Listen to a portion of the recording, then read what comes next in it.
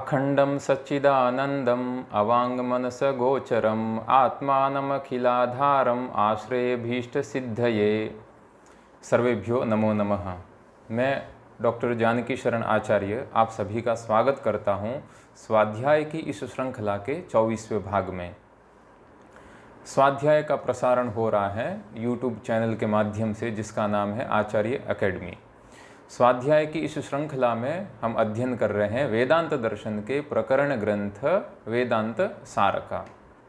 गत 23वें भाग में हमने अहम ब्रह्मास्मि इस यजुर्वेदीय महावाक्य का वेदांत दर्शन में क्या अर्थ है, किस प्रकार से अहम ब्रह्मास्मि इस महावाक्य के द्वारा जो जीव हैं, जो प्रमाता अधिकारी हैं, वह साधन चतुष्टय संपन्न प्रमाता अधिकारी ब्रह्म के साथ में ऐक्य का अनुभव करता है।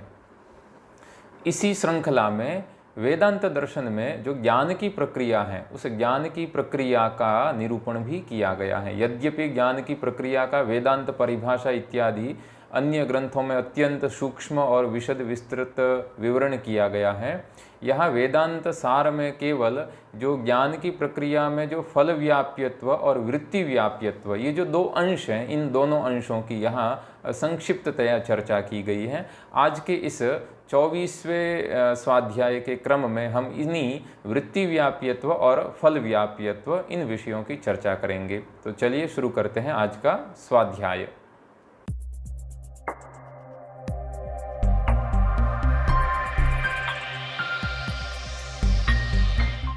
तो ग्रंथकार यहाँ यह जो गद्यांश प्रस्तुत कर रहे हैं वृत्ति व्याप्यत्व और फल व्याप्यत्व के विषय में, इसको समझने के लिए यहाँ जो दो शब्द हैं, इन दोनों शब्दों को पहले हमें समझने की, इन दोनों शब्दों को स्पष्ट करने की आवश्यकता होती है। देखिए, किसी भी विषय के ज्ञान के क्रम में दो अवस्थाएं होती हैं। पहली अवस्था है उसको हम कहते हैं वृत्ति व्याप्यत्व और दूसरी अवस्था है उसको हम कहते हैं फल व्याप्यत्व। अर्थात एक है वृत्ति व्याप्ति ही और दूसरा है फल व्याप्ति। अब ये वृत्ति व्याप्ति और फल व्याप्ति, इन दोनों में क्या फ़र्क है, तो हम इस तरह से एक उदाहरण के द्वारा समझ सकते हैं कि जब हम चक्षुरिंद्रिय के द्वारा जब किसी विषय को देखते हैं तब उस विषय का हमें ज्ञान होता है। तो यहाँ दो प्रक्रियाएं होती हैं, जिसको हम यहाँ एक को हम कहेंगे वृत्ति व्याप्ति और दूसरे को कहेंगे फल व्याप्ति। तो जब चक्षु आदि इंद्रियां हैं, वह चक्षु आदि इंद्रियां अंतःकरण के माध्यम से घटपट इत्यादि विषय देश तक पहुंचकर उस घटपट इत्यादि तत्तद वस्तु के आकार को ग्रहण करती हैं। ये जो प्रक्रिया है इसको हम कहते हैं वृत्ति व्याप्ति ही। ये प्रक्रिया वृत्ति व्याप्ति कहलाती है। यानी चक्षुरादि इंद्रियों के माध्यम से जो अंतःकरण है, वह अंतःकरण चक्षुरादि इंद्रियों के माध्यम से निकलकर सामने जहाँ विषय है उस विषय तक पहुँचकर उस विषय के आकार वाला वह अंतःकरण बन जाता है, जिसको हम कहते हैं अंतःकरण का परिणाम। तो ये अंतःकरण है, वह अंतःकरण तेजस है, इसलिए वह जिस विषय का हमें ज्ञान होता है उस विषय के आकार में वह परिणत हो जाता है। किस प्रकार से परिणत होता है, इसका एक बड़ा अच्छा उदाहरण धर्मराज अध्वरींद्र ने अपने ग्रंथ वेदांत परिभाषा में दिया है कि यह तद्यथा तड़ागोदकम छिद्रात् निर्गत्य कुल्यात्मना केदारान् प्रविश्य तद्वदेव चतुष्कोणाद्याकारं भवति। जैसे कि जलाशय, तालाब इत्यादि का जो जल है वह तालाब के छिद्र से निकलकर नाली के रास्ते से खेत में पहुंचकर खेत का जो आकार होता है, क्षेत्र का जो आकार होता है, वो चौकोर है कि लंबा है कि गोल है, जैसा क्षेत्र का आकार होता है उसी आकार वाला वह जल भी हो जाता है। उसी तरह से यह जो तेजस अंतःकरण है, यह भी चक्षुरादि इंद्रियों के द्वारा बाहर निकलकर उस विषय तक पहुंचकर उस विषय के आकार वाला हो जाता है। तो इस अंतःकरण के विषय के आकार को धारण करना वृत्ति व्याप्ति कहलाता है। ठीक है, अब फल व्याप्ति क्या है, तो घटपट आदि विषय के रूप में परिवर्तित अंतःकरण में प्रतिबिंबित जो चैतन्य का आभास, जिसको हम चिदाभास कहते हैं, अथवा उससे आच्छादित जो चैतन्य है, तो उस चैतन्य के द्वारा उस विषय का ज्ञान करना फल व्याप्ति कहलाता है। यानी अंतःकरण का विषय के रूप में परिणत होना वह वृत्ति व्याप्ति कहलाता है। और उस अंतःकरण वह जो विषय के रूप में परिणत हुआ, तो अंतःकरण की जो वृत्ति गई थी उस वृत्ति में भी चैतन्य प्रतिबिंबित होता है। तो अंतःकरण की वृत्ति में प्रतिबिंबित चैतन्य है, उस चैतन्य के द्वारा हमें उन घटपट इत्यादि विषयों का ज्ञान होता है। तो उन घटपट इत्यादि विषयों के ज्ञान जो हमें होता है वह कहलाएगा फल व्याप्ति ही। तो इस प्रकार के ये जो दो विषय हैं, यह दो विषय यहाँ ग्रंथकार बताते हैं कि ये जो अहम ब्रह्मास्मि, यह जो अनुभव जब होता है तब इस प्रक्रिया में इन दोनों अंशों में से किसी एक अंश की ही आवश्यकता रहती है। किसकी आवश्यकता रहती है उसको हम यहाँ देखते हैं। ग्रंथकार ने इस प्रकार से कहा कि एवं च सती, एवं च सती का अर्थ है कि ये जो ब्रह्मानुभव अहम ब्रह्मास्मि इस महावाक्य के द्वारा ब्रह्मानुभव की जो प्रक्रिया है, इस प्रक्रिया के द्वारा जो अज्ञात चैतन्य के वृत्ति व्याप्यत्व का अंगीकार होता है और फल व्याप्यत्व का निषेध होने पर क्या होता है, तो दो श्रुतियाँ जो कहती हैं कि मनसेवानुद्रष्टव्यम यन मनुषान मनुते इत्यनयोः श्रुत्ययोः अविरोधः। ये कहा कि देखिए मनसेवानुद्रष्टव्यम, यह बृहदारण्यक उपनिषद की श्रुति क्या कहती है कि वह जो परमात्मा है, ब्रह्म है, मनसा एव अनुद्रष्टव्यम, मन के द्वारा ही उसका दर्शन करना चाहिए। तो ये श्रुति क्या मन के द्वारा परमात्मा का दर्शन संभव है यह बताती है। और दूसरी जो केनोपनिषद की श्रुति है वह कहती है यन मनसा न मनुते, अर्थात मन के द्वारा जिसको नहीं जाना जा सकता है, ब्रह्म का साक्षात्कार मन के द्वारा नहीं किया जा सकता है। अब इन दोनों श्रुतियों में हमें आपाततः परस्पर विरोध प्रतीत होता है।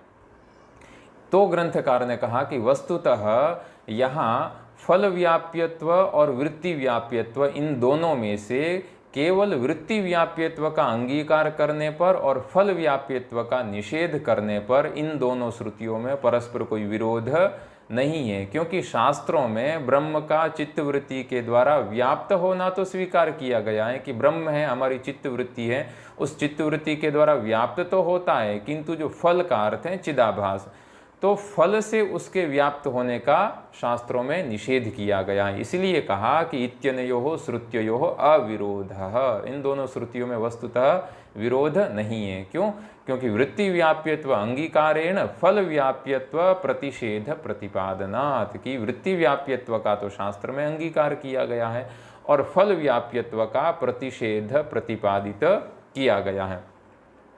अब इस विषय में ग्रंथकार हैं वह एक प्रमाण भी देते हैं कि तदुक्तम, है ना, जैसा कि कहा भी गया है। कहाँ कहा गया? ये जो उद्धरण है यह विद्यारण्य स्वामी के द्वारा रचित पंचदशी नामक ग्रंथ से लिया है। क्या कहा है पंचदशी में? तो कहा फल व्याप्यत्वमेवास्य शास्त्रकृद्भिर्निवारितम। ये पंचदशीकार ने कहा कि विद्यारण्य स्वामी ने भी यही कहा है कि जो ब्रह्म की फल व्याप्यता है वह चिदाभास से प्रकाशित होने का शास्त्रकारों के द्वारा निषेध किया गया है। और पंचदशीकार ने क्या कहा? ब्रह्मण्यज्ञान नाशाय वृत्ति व्याप्तिरपेक्षिता इति स्वयं प्रकाशमानत्वात् नाभास उपयुज्यते, कि ब्रह्मणि अज्ञान नाशाय, ये जो ब्रह्म है उस ब्रह्म में ब्रह्म विषयक अज्ञान के नाश के लिए शास्त्रकारों ने वृत्ति व्याप्ति यानी चित्तवृत्ति के द्वारा ब्रह्म का विषयीकरण तो बनता है, यानी चित्तवृत्ति के द्वारा ब्रह्म का विषयीकरण तो शास्त्रकारों के द्वारा, विद्वानों के द्वारा अपेक्ष्य है, किंतु स्वयं प्रकाशमानत्वात् नाभास उपयुज्यते, किंतु ब्रह्म के स्वयं प्रकाश होने से उसको प्रकाशित करने के लिए चिदाभास की कोई आवश्यकता नहीं है। इसलिए यहाँ ग्रंथकार ने ये जो अखंडाकार कारित चित्तवृत्ति है, तो उस अखंडाकार कारित चित्तवृत्ति के द्वारा भी जब ब्रह्मैक्य का अनुभव होता है तो उसमें उस अखंडाकार कारित चित्तवृत्ति में वृत्ति व्याप्यत्व तो है किंतु फल व्याप्यत्व नहीं है। इसलिए ग्रंथकार ने पहले ही कह दिया कि वो अखंडाकार कारिता चित्तवृत्ति उसी प्रकार से तिरोहित हो जाती हैं जिस प्रकार से दीपक का प्रकाश सूर्य को प्रकाशित करने में असमर्थ होता हुआ सूर्य के प्रकाश से ही अथवा सूर्य के प्रकाश में ही विलीन हो जाता है। उसी तरह से अखंडाकारकारिता चित्तवृत्ति ब्रह्म विषयक अज्ञान का नाश करती है, यानी ब्रह्म को ब्रह्म है उस ब्रह्म का विषयीकरण तो करती है, किंतु उस ब्रह्म को प्रकाशित करने में वह अखंडाकारकारित चित्तवृत्ति समर्थ नहीं होती है, क्योंकि ब्रह्म तो स्वयं प्रकाश है। इसलिए वहाँ फल व्याप्यत्व का कोई वहाँ उसकी कोई अपेक्षा नहीं है। इसलिए शास्त्रकारों ने यहाँ फल व्याप्यत्व का निषेध किया है। तो इस तरह से ये जो ज्ञान की प्रक्रिया है, तो लौकिक जितना भी हमें ज्ञान होता है वहाँ वृत्ति व्याप्यत्व और फल व्याप्यत्व ये दोनों अंश वहाँ रहते हैं। जैसे हम किसी घट को देखते हैं तो जब घट के साथ में हमारी चक्षुरिंद्रिय का सन्निकर्ष होता है तो हमारा जो अंतःकरण है वह अंतःकरण चक्षुरिंद्रिय के द्वारा बाहर निकलता है और बाहर निकलकर वह घट विषय तक जाता है, जिसको हम कहते हैं घट देश तक जाता है। तो अंतःकरण का चक्षु इंद्रिय से बाहर निकलकर घट देश तक जाना, घट विषय तक जाकर वह घट के आकार में परिणत हो जाता है। ये अंतःकरण का स्वभाव होता है कि जिस किसी भी विषय का वह विषय के साथ में उसका सन्निकर्ष होता है तो उस विषय के आकार में वह परिणत हो जाता है। यह अंतःकरण का स्वभाव है, क्योंकि वह अंतःकरण तेजस द्रव्य है। और जब उस अंतःकरण में प्रतिबिंबित जो अंतःकरण वृत्ति है, अंतःकरण की जो वृत्ति जो है, उस अंतःकरण की वृत्ति में भी चैतन्य है। जैसे वेदांत परिभाषा में आगे कहेंगे कि ये जो 3 प्रकार का चैतन्य है, एक चैतन्य है वह अंतःकरण में रहता है जिसको हम कहते हैं अंतःकरणावच्छिन्नम चैतन्यम, यानी प्रमेय प्रमात्री चैतन्यम। दूसरा है कि अंतःकरण से जो वृत्ति उत्पन्न हो रही है उस वृत्ति में भी चैतन्य रहता है, चिदाभास रहता है, जिसको हम कहते हैं अंतःकरण वृत्त्यवचिन्नम चैतन्यम, जिसको दूसरे शब्दों में प्रमाण चैतन्य कहते हैं। और जो अंतःकरण की वृत्ति जिस विषय तक पहुंचती है उस विषय में भी चैतन्य है, तो उस विषय के चैतन्य को हम कहेंगे वहाँ घटादि विषयावचिन्नम चैतन्यम, जिसका दूसरा नाम प्रमेय चैतन्य है। तो जितने भी लौकिक पदार्थ हैं उन लौकिक पदार्थों के ज्ञान के लिए ये जो ज्ञान की दोनों अवस्थाएं हैं, ज्ञान के दोनों अंश है, वृत्ति व्याप्यत्व और फल व्याप्यत्व, ये दोनों अंश रहते हैं। किंतु ब्रह्म के ज्ञान के लिए जब वहाँ अहम ब्रह्मास्मि इस अखंडाकारकारिता चित्तवृत्ति के द्वारा ब्रह्म का ज्ञान होता है, तब वहाँ वृत्ति व्याप्यत्व की ही अपेक्षा रहती है, फल व्याप्यत्व की अपेक्षा नहीं रहती है। यह ग्रंथकार ने यहाँ तक कहा। अब ब्रह्म के ज्ञान के लिए अखंडाकार कारित जो चित्तवृत्ति है उस चित्तवृत्ति में तो वहाँ फल व्याप्यत्व नहीं रहता है, और ये जो लौकिक ज्ञान होता है वहाँ तो वृत्ति व्याप्यत्व और फल व्याप्यत्व दोनों रहता है। तो यहाँ क्या भेद है, इसको यहाँ ग्रंथकार इस प्रकार से कहते हैं कि जड़ पदार्थाकाराकारित चित्तवृत्तिर विशेषः अस्ति, कि जो भी जड़ पदार्थ हैं उस जड़ पदार्थों के आकार से आकारित जो अंतःकरण की वृत्ति है, जो चित्तवृत्ति है, उस चित्तवृत्ति का विशेष होता है, यानी चित्तवृत्ति में विशेषता होती है। क्या विशेषता है, तो एक उदाहरण से समझाया कि तथा ही अयम घटः इति घटाकारकारित चित्तवृत्ति ही अज्ञातम घटम विषयीकृत्य तद्गत अज्ञान निरसन पुरस्सरम स्वगत चिदाभासेन जड़म घटम अपि भासयति। ये कहा यहाँ कि देखिए, जैसे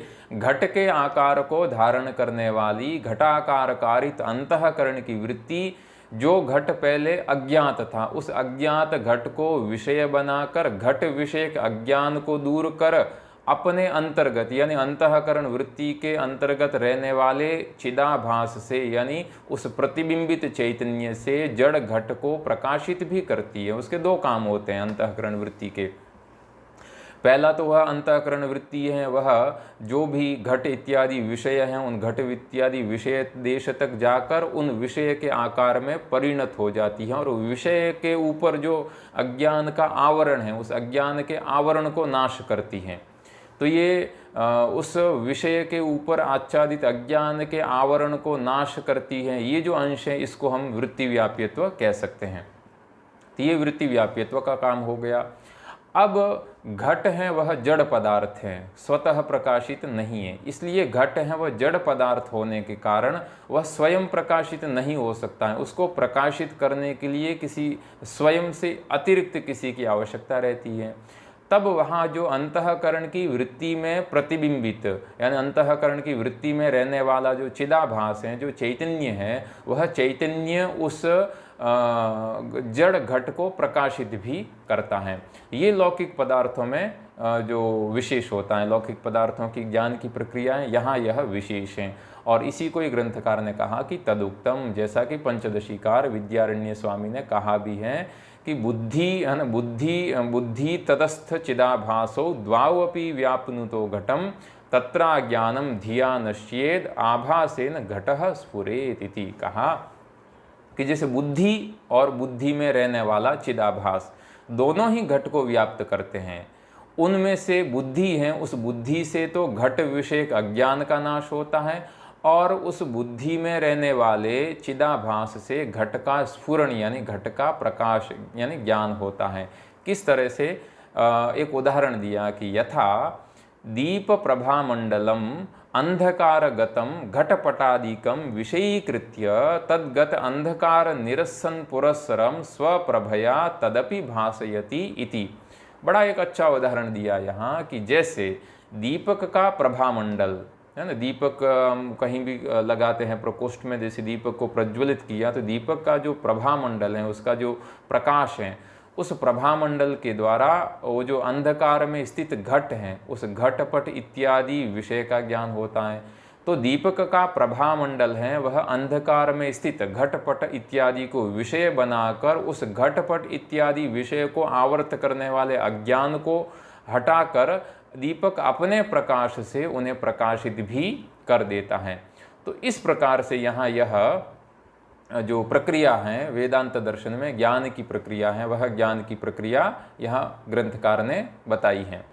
तो इस प्रकार से यहाँ ग्रंथकार ने यह जो वृत्ति व्याप्यत्व और फल व्याप्यत्व, इन दोनों का यानी ज्ञान की इन दोनों प्रक्रियाओं का वर्णन करते हुए जो अखंडाकार कारित चित्तवृत्ति के द्वारा जिस ब्रह्म के साथ में ऐक्य का अनुभव होता है, वहाँ इन ज्ञान के दोनों अंश में से कौन सा अंश रहता है, और लौकिक जो जड़ पदार्थ हैं घटपटादि, उनके ज्ञान के लिए भी दोनों अंशों में से किस प्रकार से हमें ज्ञान होता है, ज्ञान की क्या प्रक्रिया है, उसका संक्षेप से यहाँ वर्णन किया है। तो आज का पाठ है उसका हम यहीं विराम करते हैं। आप सभी इस पाठ से जुड़े हुए हैं, स्वाध्याय की श्रृंखला से जुड़े हुए हैं। स्वाध्याय की यह श्रृंखला अभी हमारी समाप्ति यानी विराम की ओर प्रतीत हो रही है, विराम की तरफ वह यह अग्रसर हैं। आप सभी इस स्वाध्याय से जुड़े हुए हैं, मैं सभी का धन्यवाद करते हुए यहीं आज के पाठ का विराम करता हूँ। अस्तु, सर्वेभ्यो नमो नमः।